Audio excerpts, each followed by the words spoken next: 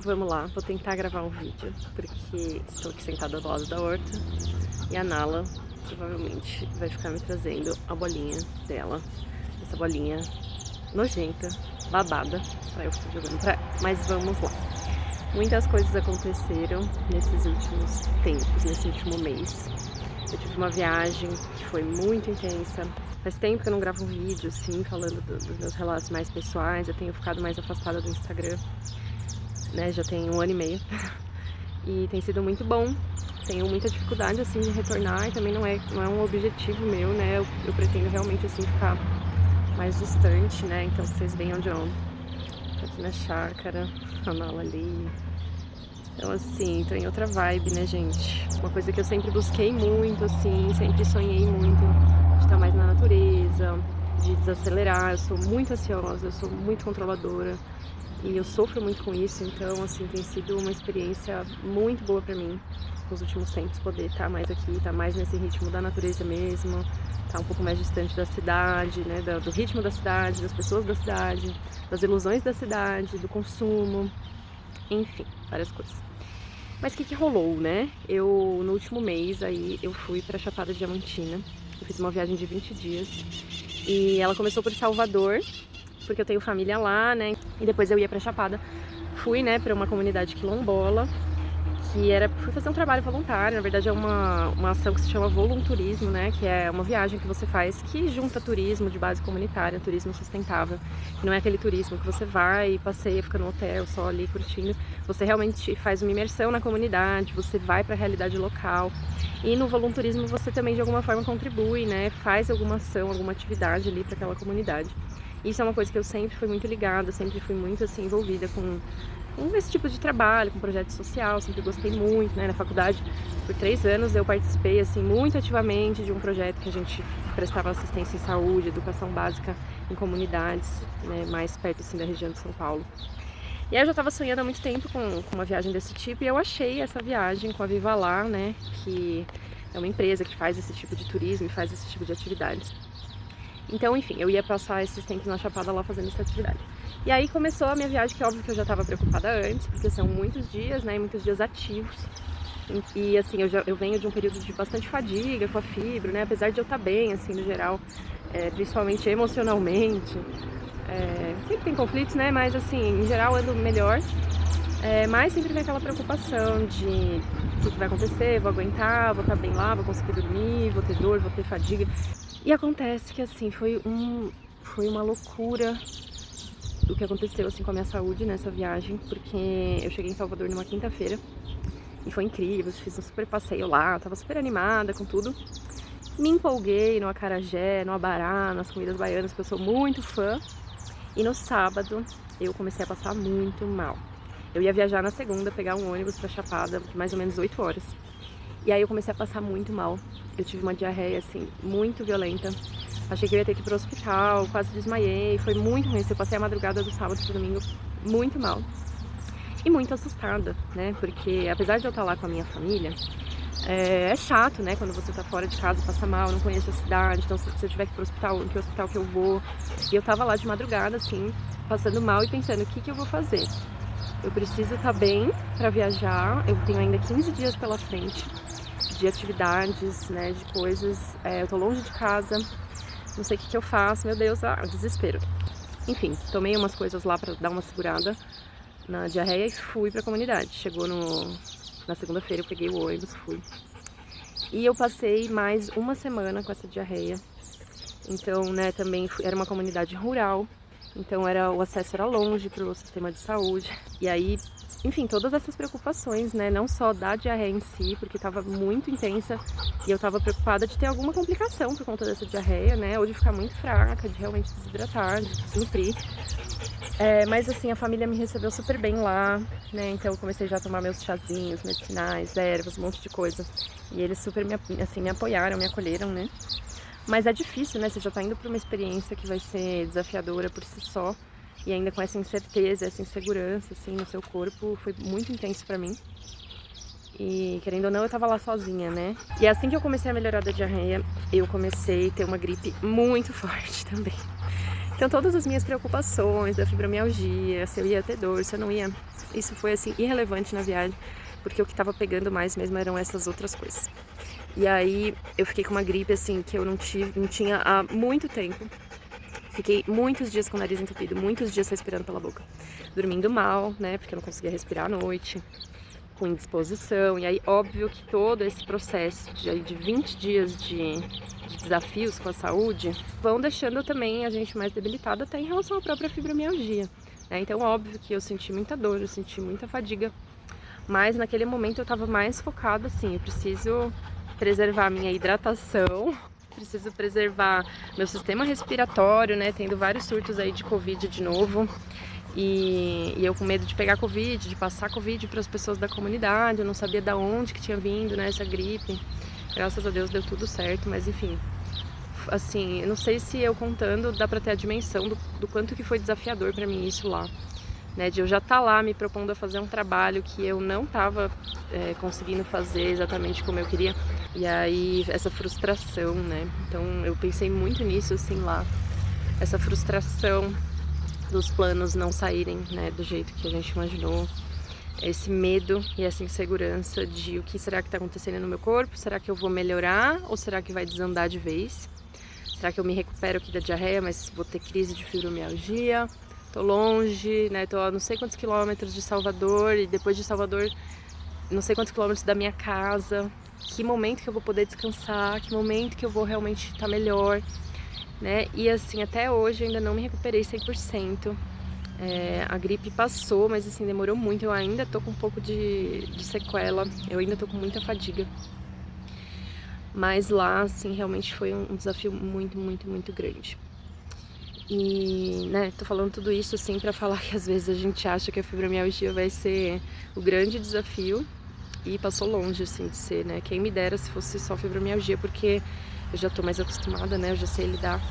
Então tudo isso me gerou muita insegurança e eu tive que lidar sozinha com essa insegurança lá, né? Com toda essa frustração, com todo esse medo. Claro que de lá eu conversava com a Carol, eu conversava com outras pessoas, né, que me conhecem, e até lá na casa tinha uma moça que é a Leide, que ela tem fibromialgia também, então assim, uma casa muito acolhedora também nesse sentido da saúde, né, porque eles já estão acostumados a lidar com uma pessoa com fibra, eles já estão acostumados a lidar com diversas questões de saúde, então nesse sentido assim também foi um apoio muito importante pra mim. Mas assim, emocionalmente, né, lidando com todas essas sensações, com todo esse turbilhão de coisas e tendo que me adaptar, né, tendo que me adaptar nos planos, nos passeios que eu queria fazer. Eu fiz trilha, mesmo quando eu tava com diarreia, eu fiz trilha, mesmo quando eu tava gripada. E eu lembro muito de uma trilha assim que eu fiz que eu queria muito fazer, porque era uma cachoeira muito, muito linda. E eu tava muito assim chateada de achar que eu não ia conseguir, né? Eu tava lá na Chapada, tipo, quando que eu vou voltar aqui de novo? Quando que eu vou ter essa oportunidade de novo? E tudo bem, né? Se não desse, é a vida, fazer o quê? A gente tem que se preservar, né? Mas graças a Deus deu. Só que eu fui pra essa trilha, assim, depois de muitos dias de diarreia e eu tava super fraca. E depois que eu fui descobrir que era uma trilha, assim, das mais pesadas que tinha. E eu fiz a trilha, sabe? Eu fiz a trilha, assim, foi muito difícil. Foi uma batalha interna essa trilha, mas eu, né, consegui. E eu lembro muito de chegar na cachoeira, assim, de ficar muito emocionada e de olhar aquela potência, né, uma cachoeira enorme, assim, acho que é a cachoeira mais linda que eu já vi na vida. E de olhar aquela água, eu tenho uma ligação muito grande com as águas das cachoeiras, espiritualmente, assim, também. E olhar ali aquela água e ver aquela força. E pensar, cheguei aqui, eu também tenho essa força, eu também tenho a força dessas águas em mim. E eu tomei um banho lá, enfim, foi muito, assim, foi muito bom pra mim, no sentido de eu reconhecer que eu tenho, né, 1000 limitações e eu venho reconhecendo cada vez mais essas limitações no meu corpo. Mas reconhecer também que eu tenho muita resistência, que eu tenho muita força. E, enfim, óbvio que assim, eu sempre fui muito ativa, né, fisicamente, sempre fiz muito exercício, então eu tenho sim um condicionamento físico, né. Essa trilha é uma trilha super pesada, de 14 quilômetros, de beira de rio, pedra, escalada, então uma trilha bem difícil para quem não tem condicionamento, assim, para quem é muito sedentário, né? Então também são coisas que a gente tem que levar em consideração, no que a gente se propõe a fazer. Tem outras trilhas lá que são muito mais tranquilas, que qualquer pessoa consegue fazer. E tem outras não, tem trilhas de 3 dias, de 5 dias, né? Essas daí eu nem me aventurei, até porque eu não consigo carregar mochila pesada, né, em trilha, não tem condições. Porque eu tenho muitas questões assim articulares, tenho tendinite, bursite, enfim, tudo. Mas quem sabe um dia, né? Então, assim, eu acho que existem alguns fatores, né? Existe essa coisa que é importante que eu falei do condicionamento físico mesmo. E não tem como, assim, pra quem tem doença crônica, pra quem tem dor crônica, a gente tem que ter um empenho no sentido de cuidar melhor do nosso corpo e da nossa saúde, de ter mais resistência muscular, de ter mais resistência cardiovascular, de realmente fazer exercício. Amor, isso aqui é bolinha? Dá essa bolinha, dá? Muito bem, amor. Voltando.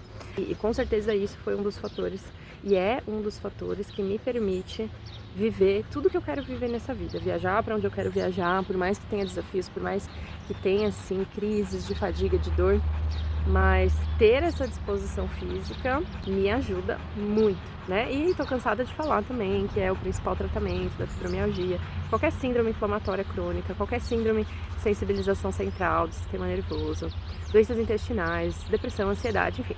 Eu não preciso nem falar, assim, né, todos os benefícios. Eu sei que é difícil, mas a gente tem que encontrar formas, né, e realmente ter um empenho e ter um comprometimento nesse sentido. Então esse é um ponto, assim, que é fundamental.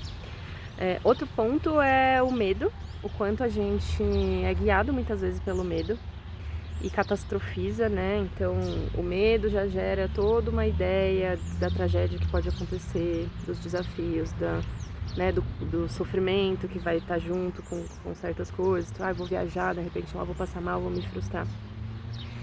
Então o medo é uma coisa que a gente precisa cuidar demais, porque o medo nos protege, mas o medo também nos torna refém, nos torna prisioneiros das nossas condições de saúde, das nossas preocupações mentais, emocionais. E às vezes ele, né, muitas vezes a situação real é menos trágica do que a gente está imaginando na nossa cabeça.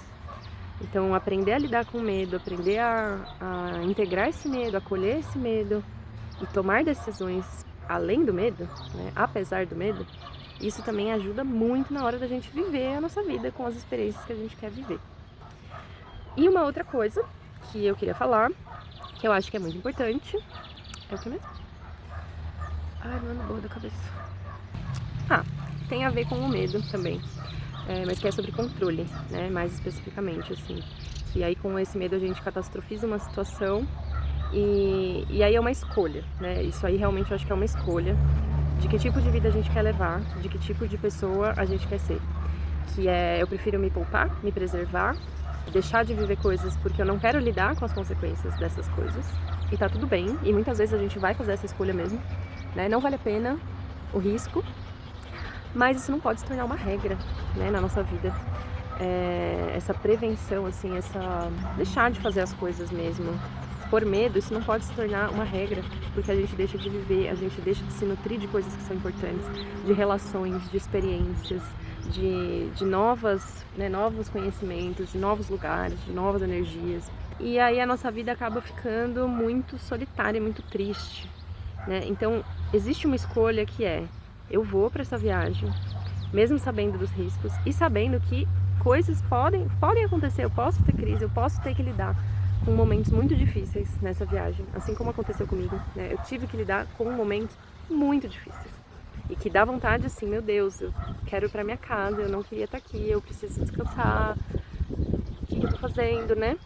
Mas a gente vai lidar com isso na vida de uma maneira ou de outra, a gente vai lidar com isso dentro da nossa casa e a gente vai lidar com isso de repente vivendo uma experiência muito incrível que nos engrandece, que faz a gente se sentir vivo, que faz a gente se sentir ativo, útil, produtivo, né? Faz a gente se sentir realmente humano. E eu tenho a tendência muito de, né, vamos e depois a gente lida, depois a gente cata os caquinhos. Às vezes eu me ferro bem forte, porque eu me jogo mesmo nas coisas e depois, às vezes, as consequências são bem intensas. Mas eu tô aqui, né? Eu tô aqui vivendo a minha vida, eu não trocaria, eu não faria diferente. Muito porque eu sou assim mesmo e muito porque eu não quero desperdiçar minha vida por conta dessa limitação, né? A limitação, às vezes, ela é menor na prática do que a gente imagina. Então, sim, lidei com imprevistos, lidei com muitas situações difíceis em relação à minha saúde, com muitas situações difíceis em relação a outras coisas que qualquer pessoa, mesmo que não tenha fibromialgia, iria lidar de qualquer maneira. Mas, né, passei um mês vivendo uma coisa incrível, que agora eu já tô bem, tô na minha casa e eu não trocaria por nada isso que eu fiz. Eu acho que é muito disso, assim, que eu levo pra minha vida e que eu gostaria de compartilhar com vocês.